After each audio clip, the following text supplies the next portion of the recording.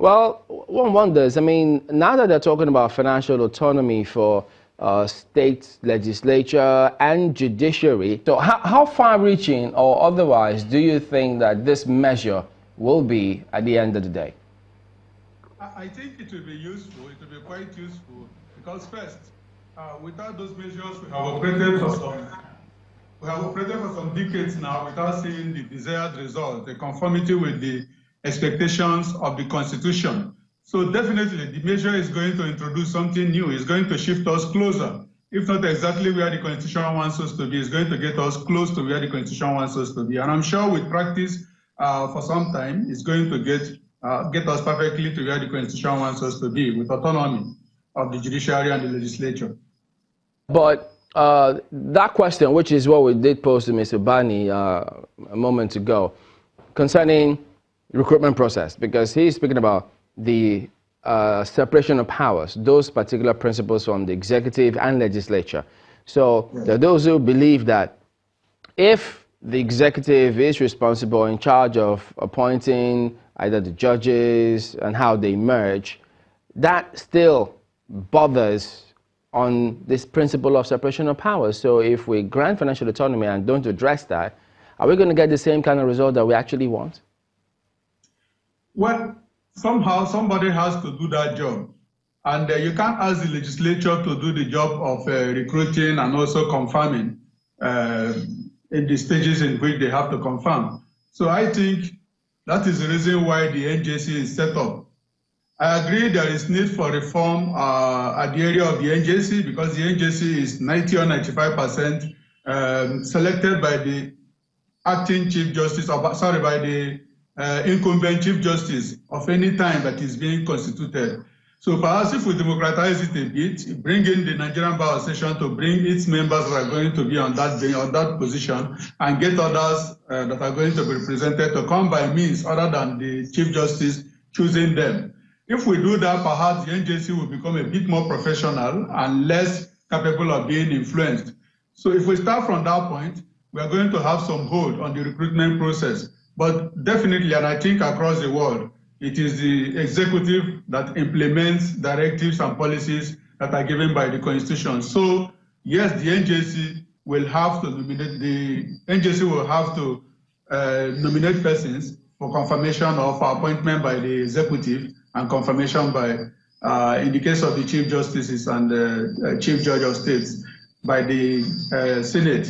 So I think that process will be there, because there is no reasonable way to replace it.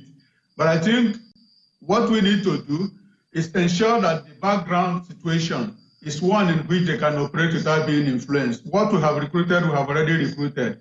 We can only worry about those we are going to recruit from now going forward, and then ensure that the environment in which they are going to operate is one that can guarantee their autonomy.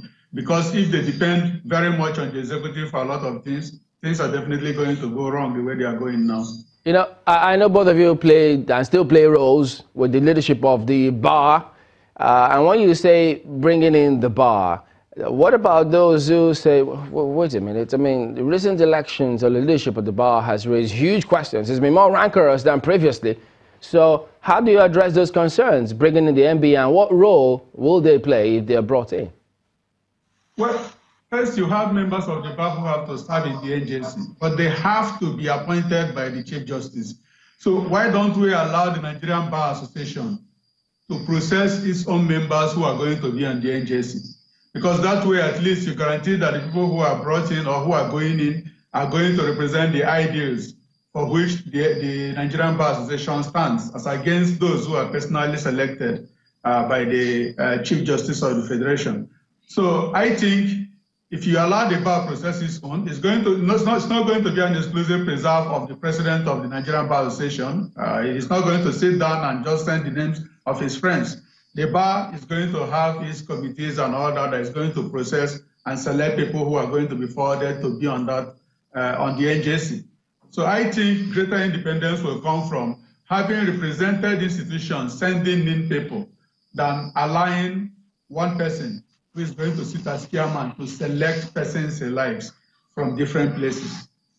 Professor, apparently we don't know the details of the recommendations as at now, but I'm just wondering how this arrangement would be different from what exists, the state legislature and judiciary, the autonomy, financial autonomy for both organs at the state levels, how it will differ from what operates at the federal level, at this time, given that Section 121 sub 1 already says that the judiciary should get its money directly. So what's going to be different? What do you expect to be different?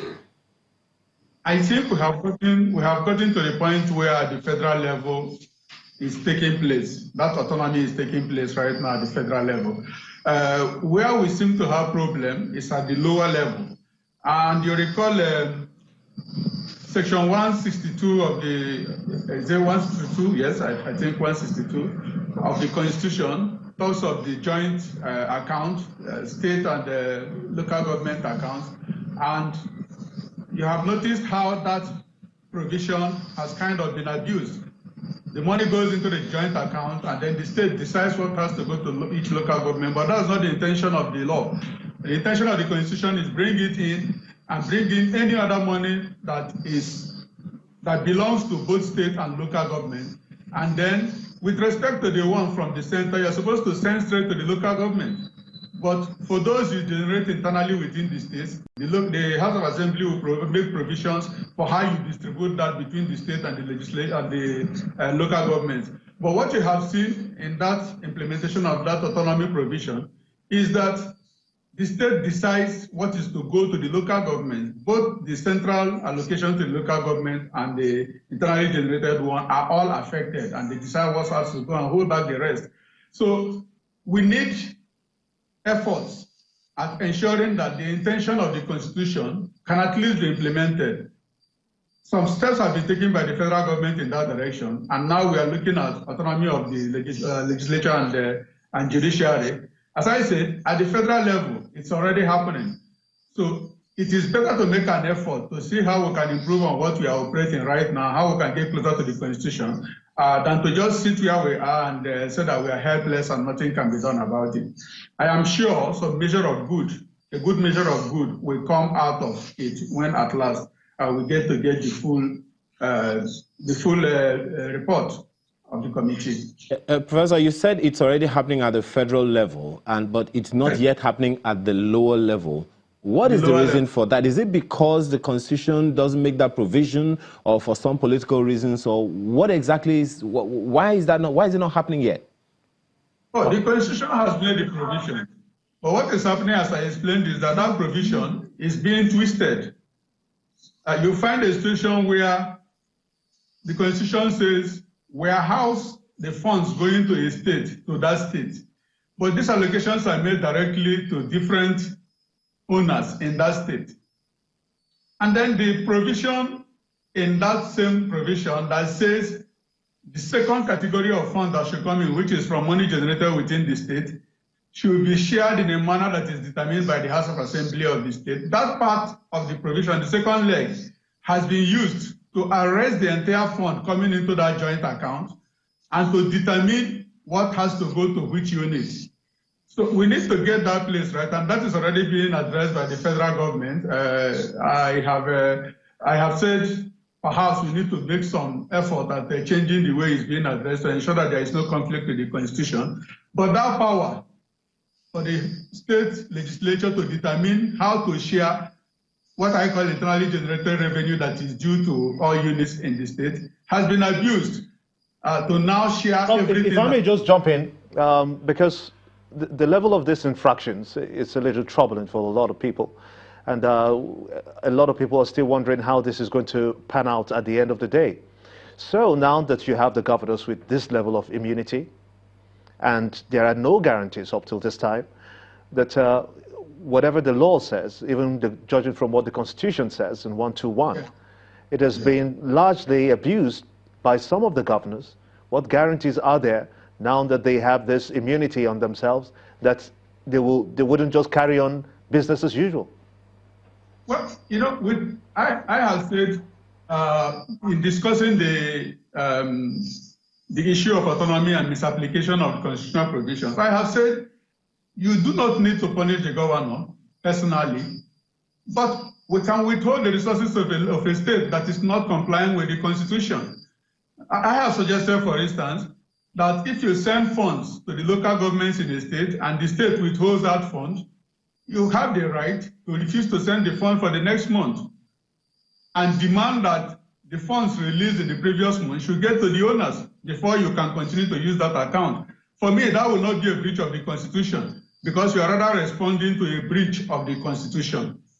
So yes, we do not need to arrest the governors and begin to try the governors, but we can enforce financial autonomy by punishing those who implement it at the state level for not doing what the Constitution expects them to do. We can withhold what we have to send to them until they guarantee that the last one has been implemented, because that's the intent of the Constitution. It seems to suggest also that this just might be a checkmate by the executive, because judging from the primaries leading up to when the swearing in takes place for state houses of assemblies, the governors are still in charge. When you look at the party that they come from and having the majority, even in the state houses of assembly, how then do you say that they still will not wield that power in as much as the argument goes back and forth to be able to control resources that belongs to the legislature or the judiciary? Kevin, I share the concern. I have even, prior to the implementation of that policy, I have said you have a station where you will send money to the local governments and they will gather them and send back to the governor. The same thing with the legislature. But if we do what is being done now, we will be taking away the cleavages, the chances or opportunities with which the governors hold them to ransom. First, provide a level playing field for them that is not directly under the control of the governor. Enable what has to go to them directly. It will be difficult for the governors to wield the influence they are wielding now. I have no problem with anybody wielding influence. If your members of your party respect you, they are likely to listen to you. But it should be that self-respecting and mutually respecting relationship that should exist between the legislature and the executive, and not one of control where they are directed by the governor. So if you deal with the issues that are leaving them under the apron string, or leaving them tied to the apron strings of the chief executive of the state, you will be making it more possible for them to be able to think and act independently. But we can't achieve it all by doing nothing. Yeah. You know, Prof, for those who may think, after all of these recommendations, how can they successfully implement all of this without changing the laws? Oh, yes, because the law does not really need to change. As I have explained, what we have seen is a misapplication of the law. And what is being done now is an effort at getting the law to be properly implemented. So not much. I don't think there is anything you need to change in the Constitution right now, because what plays out at the control level is politics. And the reason that politics plays out the way it plays out is that one party has, that is the executive, has very strong control over how the legislature functions. And so the legislature will pander to the executive to ensure that things move smoothly, especially with respect to their personal benefits in the course of their work. But if you make them more independent and take that control of the funds away from the other non-member of the legislature that controls it, that is the executive, then you give them more capacity to act, because an independent-minded person will not put the job on the line by being independent-minded. But if you put the resources where he controls it, then he will be able to be himself.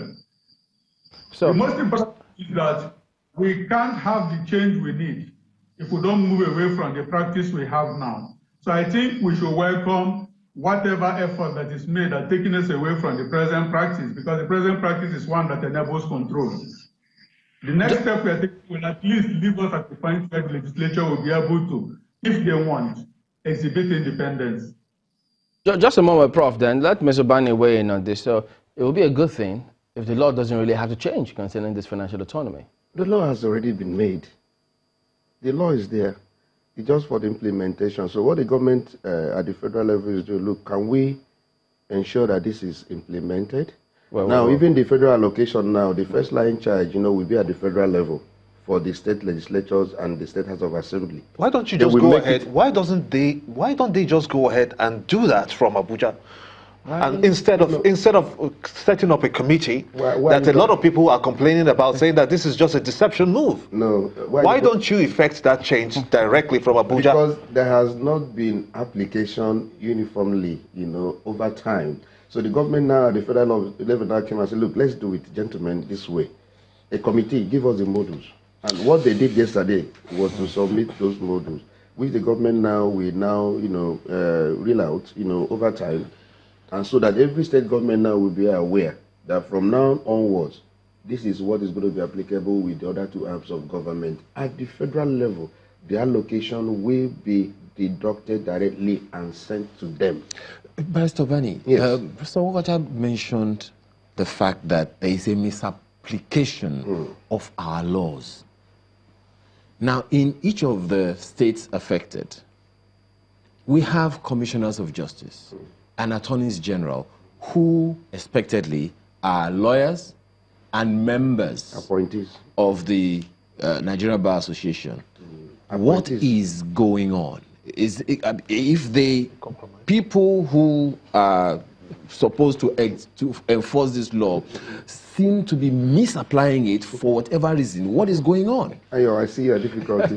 Because the questions you guys ask me, you all know the answer. I don't know the answer. You don't That's know why the you're the answer. guest. You all know the answer. You all know the answer. Did the lawyers compromise? It's not a question of being compromised. Who pays the piper? Most of these, attorney generals, we've said it, separate that office from that of Commissioner of Justice, and then create some level of, as long as we don't get the fundamentals right, we'll continue where we are. And that's what we're saying. Are we going to fold our hands and say, oh, throw our hands up in air and say, oh, we are helpless? No. We are happy with what is going on.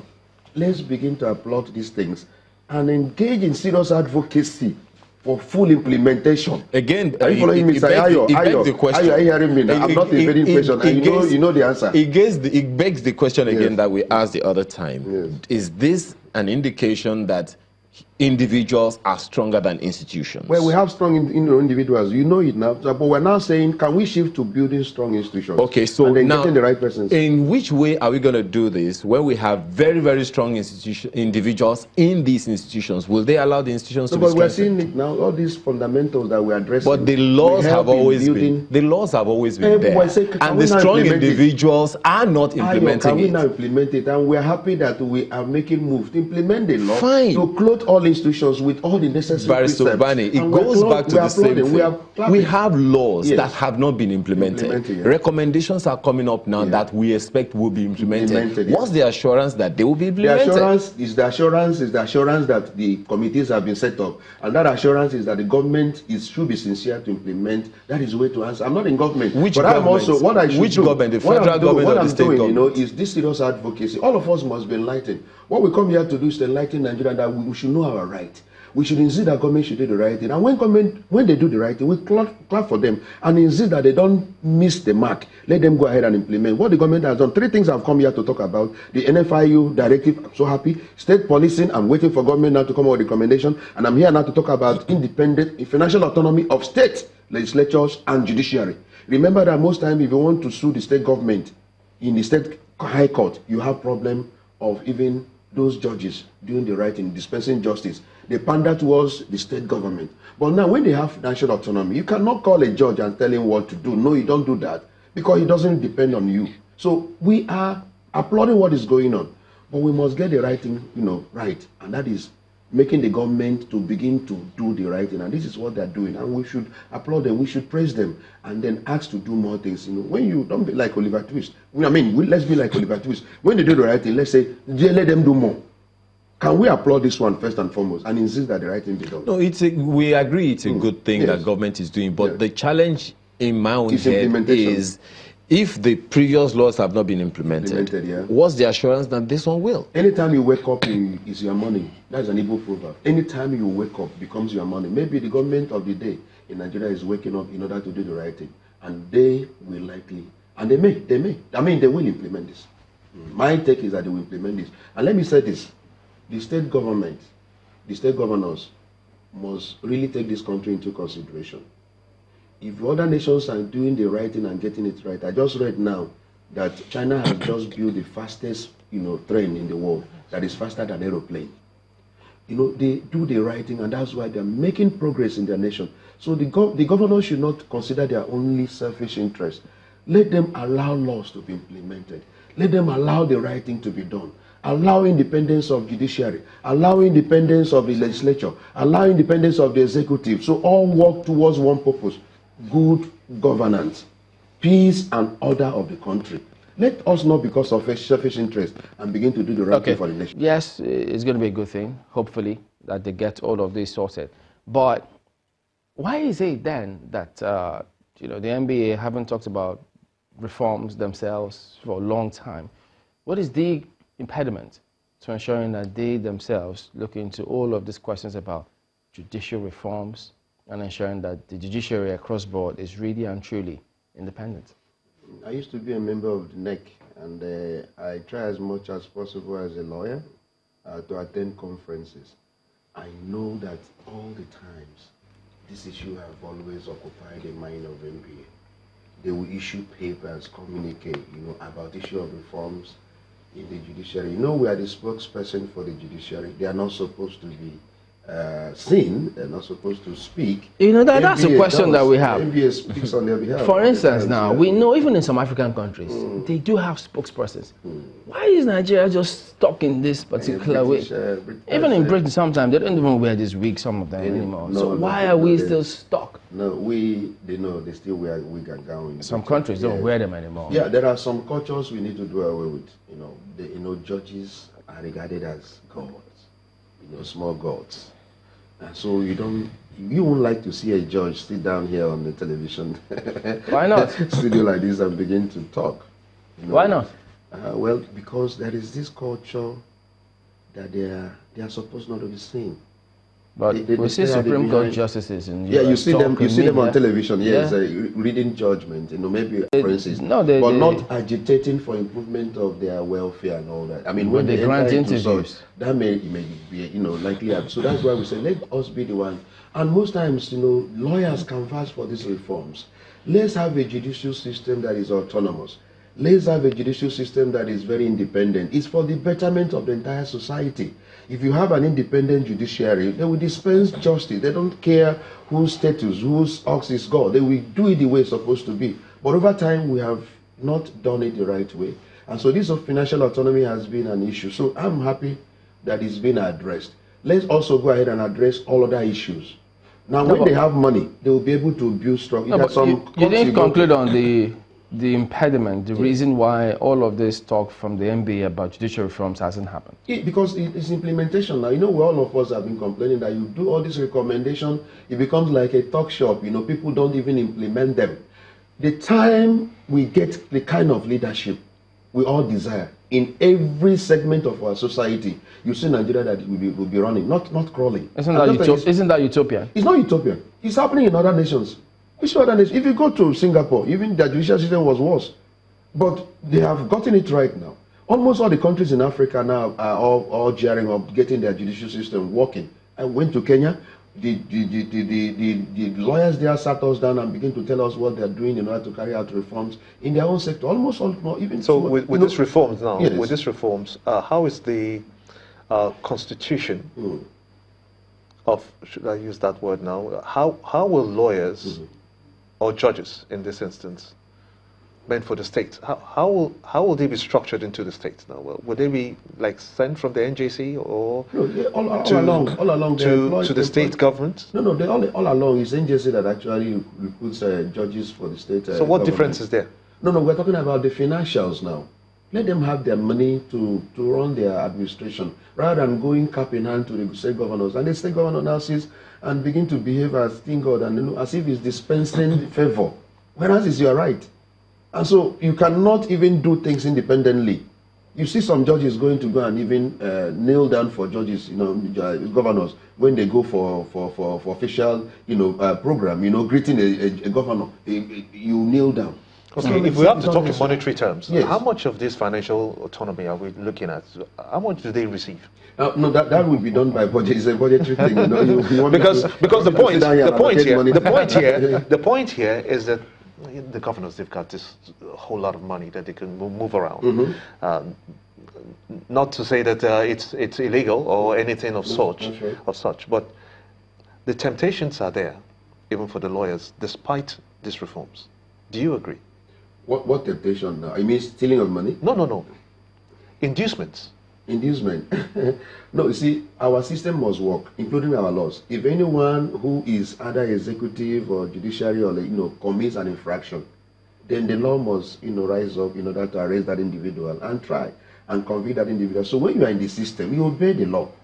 So no matter how they want to induce you, if you know their responsibility, you refuse to be induced in order to do the right thing. Honestly, as a governor, do the right thing. As a Speaker of the House, do the right thing. As a judiciary officer, do the right. Let's get Nigeria working. That's what we're doing. We come here to do every morning. Let's get a country that is working. Ordinarily humans won't do the right thing. That's why you have checks and balances to ensure things work well. So they don't just wake up and do the right thing. I agree with you. Let me ask Prof. Prof, I mean, from the states now, is it a thin line between, because assuming they start implementation of this financial autonomy, how difficult or easy would you be? Because if the intention is to have them independent, the question of party supremacy, speaking about the legislature now, isn't that a backdoor that people can come through and say, okay, well, yeah, you have your money, but the party is still supreme. This is the party program. You have to implement the party program. Well, the responsibility of the legislature is to formulate policies. So if the party at the center comes up with policies like every other executive bill, it will receive the screening of the legislature before it will get approval by way of being passed as bills that are to be ratified or to be assented to by the chief executive to complete the process. But remember that the legislature is not always one party. Yes, in a lot of states we have party dominance, perhaps because of the stage at which we are in our electoral reforms. But if we move on gradually and we get to that point where the vote determines what really happens, these reforms are going to come handy. And of course, you can see that we are moving in different directions, all aiming at strengthening the institutions. The institution can only be strengthened if its recruitment process is left in conformity with the intent of the law. Let the people choose whom they want. If we begin to implement, for instance, direct primaries, then you will be loosening the control of the party over the process, because party members will determine who comes and not party bigwigs appointing persons that they have anointed.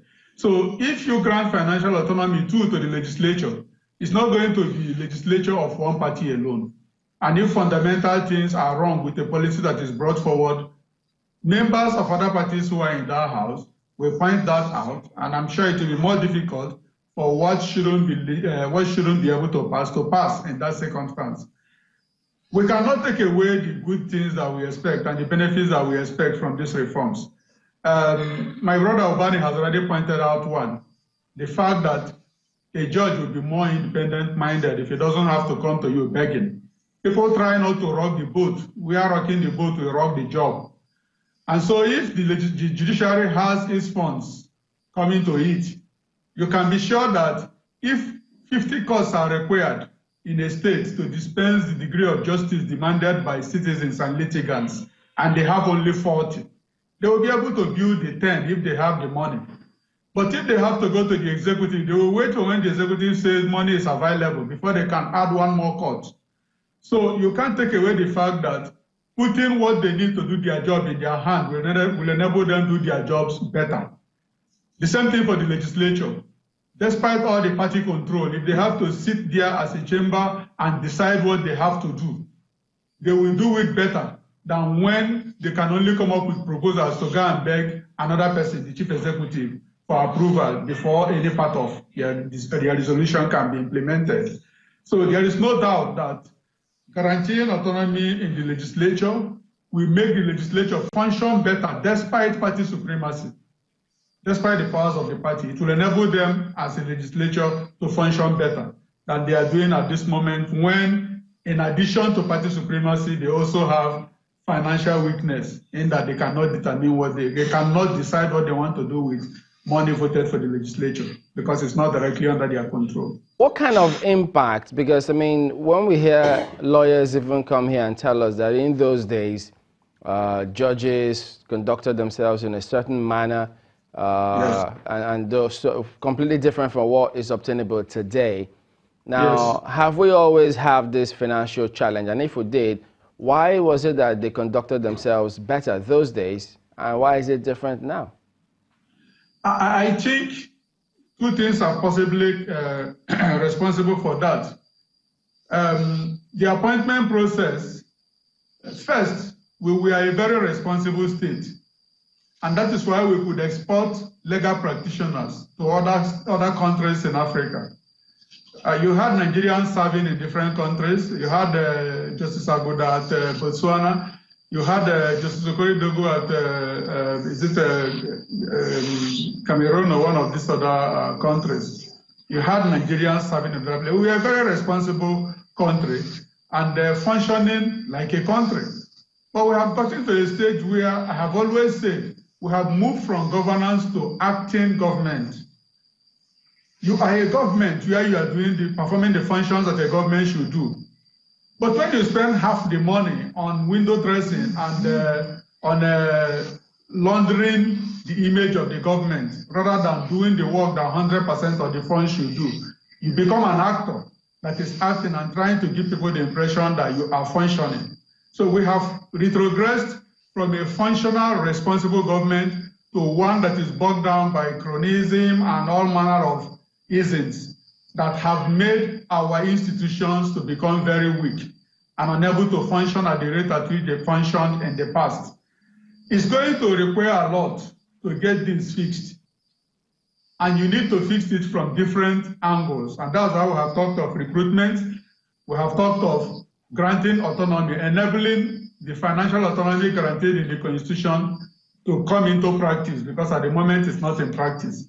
So it's going to be a multi-pronged approach to be able to get back the state to functioning like a proper state.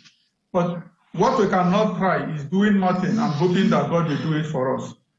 The best thing we can do is to get started and to start from many angles of the multifaceted angles from which we are supposed to approach that challenge.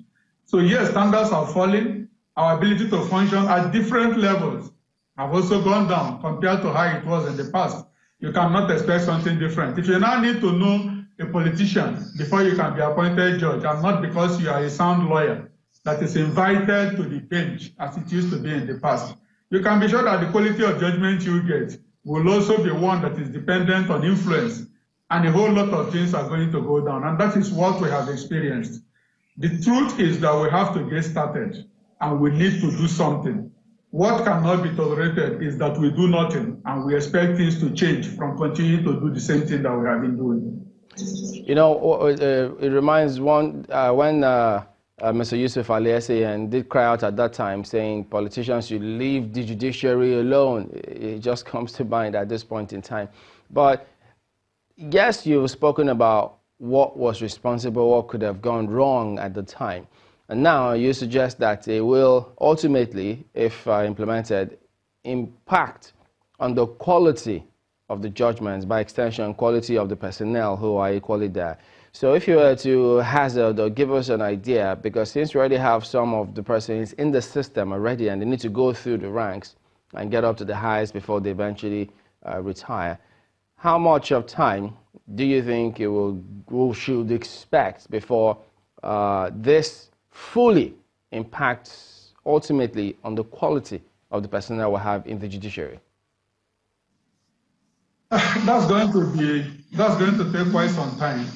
But what you can be sure of is that there are going to be structural differences. There is going to be greater ability of the judiciary to have the materials it needs to do the work.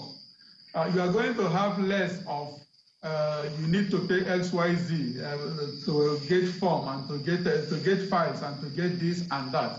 Judiciary will be better able to function. That is the starting point. When autonomy comes and they really control their funds, they will be better able to function. Now, for the minds of the judges have already been appointed. We can only hope that the judiciary will, with increased funds, be able to do more work on improving on the quality of their judges. And when they do that, you are going to expect some results. But definitely, we are not static, and judges will be retiring every year. And somehow, if we improve the recruitment process, somewhere along the line, we will come to a time when judges who are appointed by merit and who are ready to implement the laws will be in charge. But you can't say things will change automatically. The judges have been appointed. The sound ones are there and are going to continue to be sound. Those who were appointed by any process that we say is not consistent with ensuring independence of the judiciary are also going to be there. But with time, they will be processed out.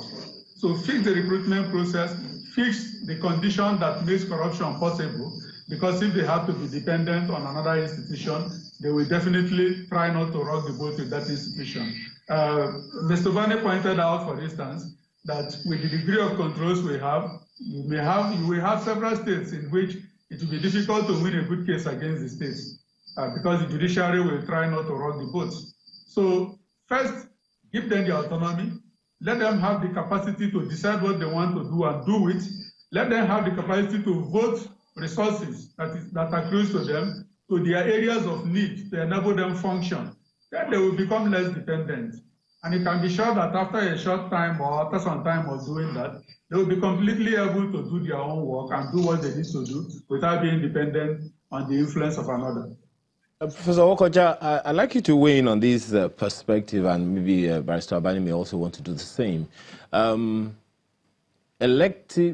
state legislature is still an elective position, and which naturally would, financial autonomy would naturally give the legislature a lot more power, and by extension, the Speaker of the House. Now, given the process, the precarious nature of electing a governor, and of course, right now, elections into the legislature is not as serious, so to speak, as that of the executive, because of course of the powers of the governor. Now, if and when this financial autonomy comes into force for the legislature, don't you see the same thing playing out? How can we ensure that it's not as risky or dangerous as that of the governorship elections? Well, I don't see the same thing playing out.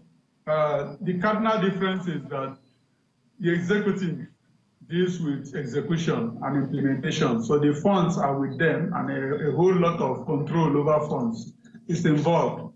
And that's why you have so much strife associated with contesting for positions in that area. The legislature is a completely different ballgame.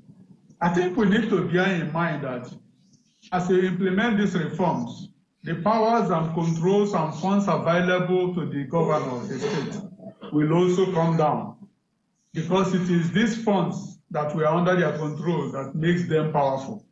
So they are going to be able to do their own as expected by the Constitution and to implement whatever decisions have been made possible for implementation.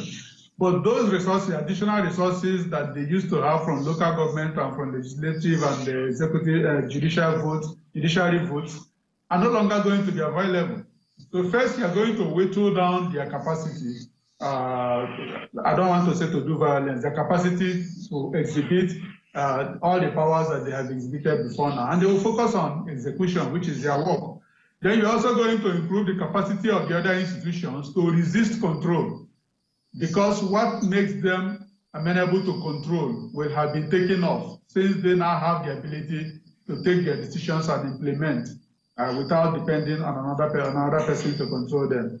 So I don't think it's going to make legislative election as dangerous or speakership election as dangerous as executive election. Remember that the speaker does not emerge until he has first been elected. The danger associated with the election is at the process of election. So if, just as an ordinary assembly member, you are elected, what happens in becoming a speaker happens only within the House. It does not affect the public, and it's not controlled by the public. So it's not going to be dangerous. It's not going to hype or increase violence or anything associated, misconduct associated with the election into the legislature, because you are not elected as Speaker, you are elected as an Assembly member. Professor Richard Nwokocha of Public Law, Rivers State University, and Chairman, MBA Omaku Branch. Thank you for joining us today on Sunrise Daily. So while we hope that, you heard the barristers, the lawyers, they are of the opinion that, yes, it's a step, and we hope that it will be a step properly taken. I know they say the road to hell is paved with good intentions, but that's not the intention. But when former CGN, Justice Aloma Mukhtar, was suggesting that judges needed to produce or come up with a lot more judgments than previously, that they were not working enough. So one wonders, with this, is anything likely to change in terms of how much of those judgments they deliver?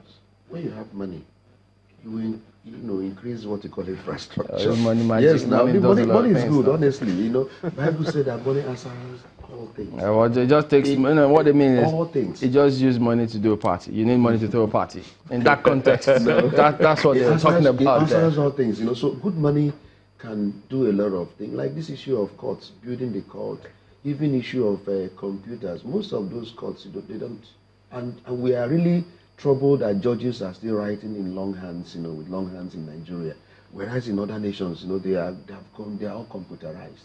They've gone technological. So I think that when you have this independent autonomy of having your own money, you can now decide what to do with your money, build infrastructure, have the court system, acid, good system. When you enter into some courts, you begin to wonder what is going on with our judicial system. So I think this issue of independence and autonomy of financials, is very key. Let's start from there. Let's do other things you guys are also suggesting, the recruitment process and all that. We'll get it right, but the worst thing that can happen to any nation is students, let's throw our hands up. It's impossible. So if the autonomy addresses the concerns of financial independence for the judicial officers, that's right. What then is expected of them in return? Oh, so much. To whom much is given, much is expected. Now that you have financial autonomy, the world will expect you to dispense justice, without fear or favor. Even if you involve the state government, for God's sake. We've seen situations where... You're missing out one thing. Yes, what is it? What about the fee lawyers charge? Say it again. The fee.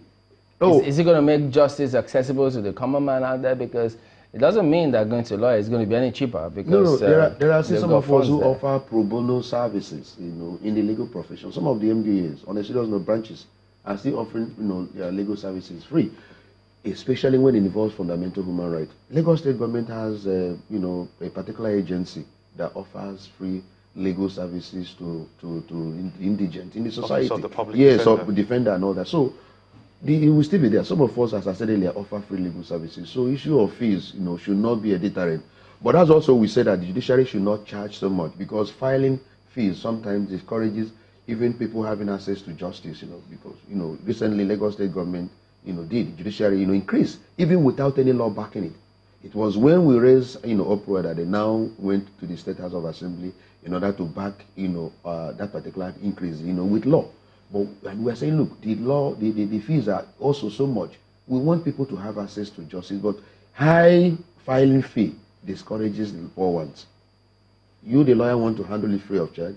Then you can't use your money again to file, cases on their behalf when the fees are so much. So the Lagos State and other states must also consider this issue of accessibility to justice. That should be available to the indigent in the society. All right. And Mr. Mando Bani is the former second vice president of the MBA. Thank you for coming on this morning. Right, brother. Thank you. Well, appreciate it. There you go. That is the show today. Thank you all for watching. We'll see you tomorrow. I'm Chamberlain. I'm Gimba Umar. And I'm Ayo Makine. We're asking you to have a productive day.